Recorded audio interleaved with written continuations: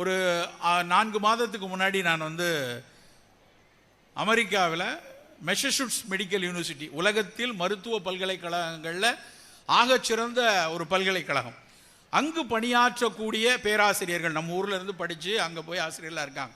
Boston நகரத்தில், Boston Tamil சங்கத்தில் உரையாற்றுவதற்காக போயிருக்கேன். அப்போ அங்கே வந்து அவர்களோட சந்தித்து அவர்களை பேசி கொண்டிருக்கும்போது அவர் வந்து அவங்க என்ன ஆராய்ச்சி பண்ணுறாங்கன்னு நான் ஒரு தெரிஞ்சுக்கணுங்கிறதுக்காக நான் கேட்குறேன் அவர்கிட்ட. அந்த பேராசிரியர் அவங்க வந்து வெட்டினரி சயின்ஸ் படித்த அம்மா, அவரும் அவர் கணவர் வந்து மைக்ரோபயாலஜி பண்ணவங்க, 2 பேரும் அங்கேயே பிஹெச்டி பண்ணி அங்கேயே ஒர்க் பண்ணிகிட்டு இருக்காங்க. நான் அவங்கள்ட்ட கேட்குறேன், என்ன இதில் நீங்கள் ரிசர்ச் பண்ணுறீங்க அப்படின்னு. ஆச்சரியம் என்னென்னா, அவருடைய ஆராய்ச்சிக்குரிய பொருள் என்ன தெரியுமா? தோசை மாவு, ஆப்ப மாவு. அவர் ஒரு ப்ரோபயாட்டிக் ரிசர்ச்சர். தோசை மாவுக்கும் ஆப்ப மாவுக்கும் என்ன வித்தியாசம் இருக்குது, தென்னங்கல்லுக்கும் பனங்கல்லுக்கும் என்ன வித்தியாசம் இருக்குது, கல்லிலிருந்து வரக்கூடிய அந்த மைக்ரோப் எப்படி இருக்குது, தோசை மாவிலிருந்து வரக்கூடிய அந்த நுண்ணுயிரி எப்படி இருக்குது, இதையெல்லாம் அவர்கள் ஆய்ந்து கொண்டு இருக்கிறார்கள். எங்கே? அமெரிக்காவில் உட்காந்து. பழைய சோறில் ஒரே நாளில் அதை வந்து காலையில் வச்சா எப்படி இருக்குது, அந்த பழைய சோறோடு வேறு பொருட்களை சேர்க்கும் போது அது என்ன மாற்றத்தை உருவாக்குறது, இதுதான் அவங்க ஆராய்ச்சி செய்து கொண்டிருக்கிறார்கள். கம்பூச்சா அப்படின்னு நீங்கள் கேள்விப்பட்டிருக்கலாம். தேநீரில் அந்த தேநீரை புளிக்க வைத்து அதை வந்து பருகக்கூடிய பழக்கம் சீனர்களுக்கு உண்டு. சோயாவை புளிக்க வைத்து மிசோ சூப் என்று குடிப்பார்கள் ஜப்பானியர்கள். ஜப்பானில் மிசோ சூப் சாப்பிட்றான், அங்கே கம்பூச்சா சாப்பிட்றாங்க. நம்ம ஊரில் தோசை மாவு, பனங்கள் இதெல்லாம் இங்கே பழக்கம் இருக்குது. இது எல்லாத்தையும் ஒப்பிட்டு ஆய்வு செய்கிறார் அவர். அத்தனை புளிக்க வைக்கப்பட்ட உணவும் உடலுக்கு ஆரோக்கியம் தருது, அதில் இருக்கக்கூடிய மைக்ரோ மிகச்சிறப்பு அப்படின்னு சொல்லி அவருடைய ஆய்வுகள் சென்று கொண்டிருக்கிறது. அதில் எந்த விதமான பாக்டீரியாஸ், எந்த விதமான நுண்ணுயிர்கள் மிகச்சிறப்பாக பணியாற்றுகிறது, அவற்றை தனியாக எடுத்து எப்படி நம்ம பிற உணவுகளோடு சேர்த்து கொடுக்கலாம் என்பதுதான் அவருடைய ஆய்வு. ஆனால் நம்ம ஊர் பழஞ்சோறில் இது இயல்பாகவே நமக்கு கிடைக்கிறது. இந்த புளிக்க வைக்கப்பட்ட உணவுகள் மீதான பார்வை உலகம் முழுக்கவே இருந்திருக்கிறது. மிசோ சூப்பை பற்றி, ஜப்பானியர்கள் சாப்பிடக்கூடிய மிசா சூப், நீங்கள் எங்கே போய் சைனீஸ் இதில் ரெஸ்டாரண்ட்டில் இல்லை ஜாப்பனீஸ் ரெஸ்டாரண்ட்டில் போய் சாப்பிட்டாலும் அந்த மிசோ சூப் இல்லாமல் இருக்காது. நமக்கு எல்லாம் தெரியும், ஜப்பானில் வந்து குண்டு போட்டது, ஹிரோஷிமா நாகசாகியில் குண்டு போட்டப்ப ஒரு ஆய்வு முடிவு என்ன சொல்கிறாங்க அப்படின்னா, இந்த மிசோ சூப் குடிக்கிறவங்களுக்கு, மிசோ சூப் குடித்து கொண்டிருப்பவர்களுக்கு அந்த குண்டில் கதிர்வீச்சினால் வரக்கூடிய விளைவுகள் கொஞ்சம் குறைவாக இருந்தது அப்படின்னு ஒரு ஆராய்ச்சி கட்டுரை எழுதுறாங்க.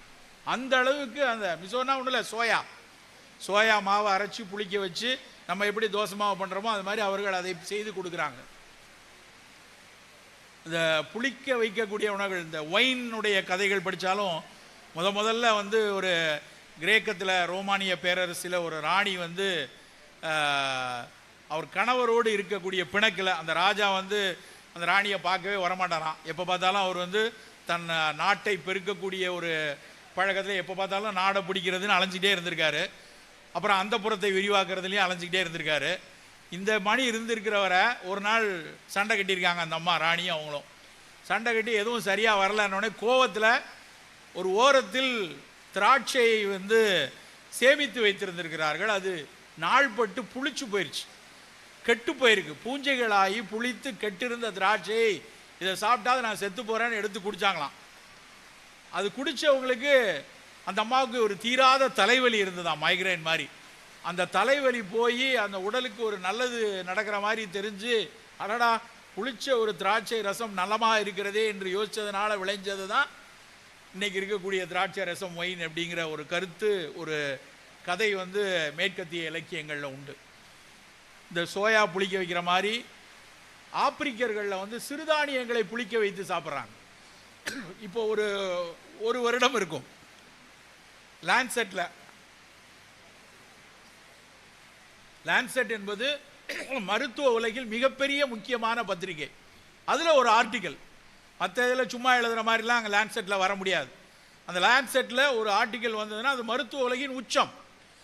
அத்தனை கண்டுபிடிப்புகளும் அங்கே தான் வெளியாகி, எப்படி அறிவியல் உலகில் நேச்சர் இருக்கிறதோ அது மாதிரி மருத்துவ உலகில் லான்செட்.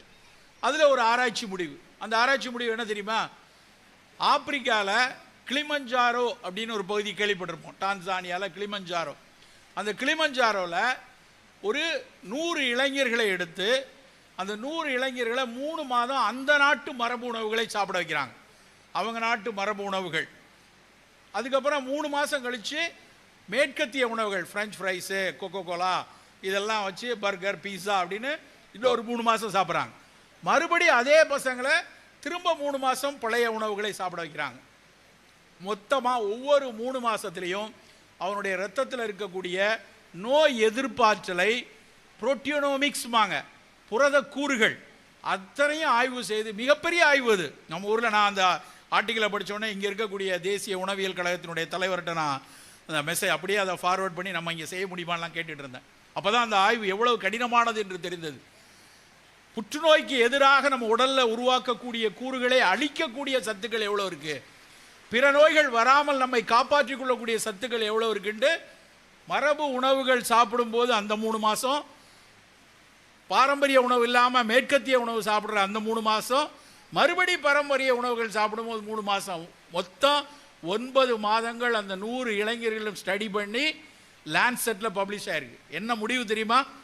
அந்த பாரம்பரிய உணவுகள் சாப்பிடும்போது அந்த இளைஞர்களின் எதிர்ப்பாற்றல் ஆகச் சிறப்பாக இருந்தது என்பதுதான். உடனே எனக்கு ஒரு ஆர்வம், என்னடா மரபு உணவு சாப்பிட்றாங்க ஆப்பிரிக்காவில் தெரிந்து கொள்ள என்று பார்த்தால் அவர்கள் ஒரு கஞ்சி சாப்பிட்றாங்க. வேற ஒரு கஞ்சி இல்லை, நம்ம ஊர் கேழ்வரகு கஞ்சி. நண்பர்களே, எடுத்து பார்த்தா அவனும் மில்லட்டில் ஒரு கஞ்சி சாப்பிட்ருக்கான். வாழைப்பழத்தை புளிக்க வைத்து சாப்பிட்ருக்கான். அது ஒரு பேர், உகிலி அப்படின்னு ஒரு பேர். நீங்கள் இணையத்தில் தேடி பார்க்கலாம். நான் சொல்றது ஒன்றும் கதை கிடையாது. இணையத்தில் தேடி லான்செட் இது மாதிரி ஒரு ஆப்பிரிக்கன் டான்சானியன் ஃபுட் ரிசர்ச்னு போட்டிங்கன்னா கூகுள் சாட் ஜிபிடியில் உங்களுக்கு மொத்த பேப்பரும் டவுன்லோட் பண்ண முடியும். அவர்கள் சொல்கிறது என்ன, கடைசியாக அந்த ஆசிரியர் கடைசி பேரால் கன்க்ளூஷன் எழுதுகிறார். மரபு உணவுகளை சாப்பிடுவது, அன்னாடம் அதை எடுத்து கொண்டிருப்பது நேரடியாக நமக்கு ஒரு எதிர்பார்த்தல் கொடுக்கக்கூடியது. அதுக்காக தான் நம்ம திரும்ப திரும்ப இந்த விஷயத்தை மரபு உணவுகளை எடுக்கணும்னு சொல்லிக்கொண்டே இருப்பது. நண்பர்களே, நம்மக்கிட்ட அவ்வளவு சத்தான விஷயங்கள் நம்ம சுற்றி இருக்குது. இந்த திருநெல்வேலியிலேருந்து நாங்கள் அம்பாசமுத்திரம் பகுதியில் ஒரு தடவை போயிருக்கேன். நான் ஏதோ ஒரு பணிக்காக போயிருக்கேன். போயிட்டு வர்ற வழியில் ஒரு நெல்லிக்காய் தோட்டம், கொத்தா நெல்லிக்காய் காய்ச்சிருக்கு. பார்த்தோடனே வண்டியை நிறுத்தி கொஞ்சம் நெல்லிக்காய் வாங்கணும் அப்படின்னு சொல்லிட்டு போய் கேட்டா, எவ்வளோ கேட்குறாங்கன்னு தெரியல, போய் கேட்டு வாங்கணும். ஒரு பையன் தூக்கிட்டு போகிறேன். போனால் அவர்கிட்ட போய் கேட்டு, சார் நெல்லிக்காய் வேணும், எவ்வளோ விற்பீங்களா? தோட்டக்காரர் மாதிரி வாசலில் உட்காந்துருக்காருட்ட, நீ போய் எடுத்துக்கோப்பா, எவ்வளோ வேணும் எடுத்துக்கோ அப்படின்னாரு.